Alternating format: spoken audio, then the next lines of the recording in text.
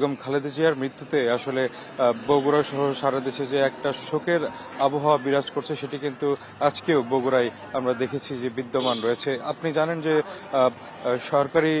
যে রাষ্ট্রীয় শোক ঘোষণা করা হয়েছে 3 দিনে, সেই সরকারি রাষ্ট্রীয় শোক ঘোষণায় আজকে বগুড়ার যে চিত্র দেখেছি, জুমার শুক্রবার হওয়াতেও অনেক সময় আমরা দেখেছিলাম যে আসলে মোটামুটি অনেক টুকটাক যে দোকানপাট থাকে সেগুলো কিন্তু মোটামুটি খোলা হয়, লোক চলাচল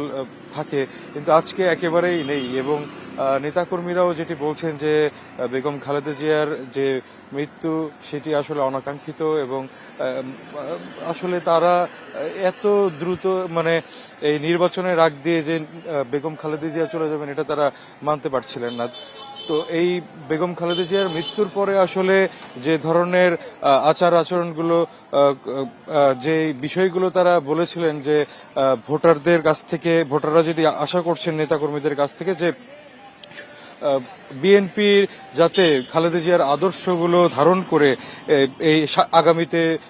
দল এবং আগামী নির্বাচনে যাতে দেশের জন্য কল্যাণ বয়ে আনতে পারে, এটি কিন্তু তারা প্রত্যাশা করছেন। এবং আরেকটি বিষয় জানিয়ে রেখেছে, আজকে জুমার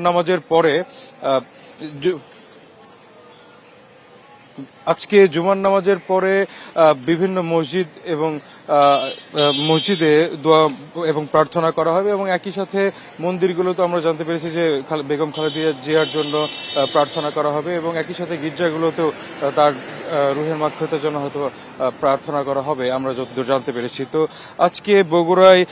আসলে রাষ্ট্রীয় শোক এবং বিএনপির যে 7 দিনের যে শোক দিবস, সেই বিএনপির 7 দিনের শোক দিবস পালন করা হচ্ছে। এবং আমরা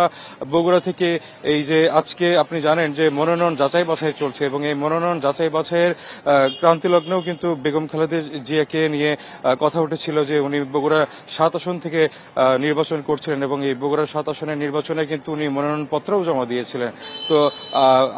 এই যে ব্যাপারগুলো, মনোনয়ন যাচাই বাছাই থেকে শুরু করে বগুড়াবাসীর মনে উনি যে একটা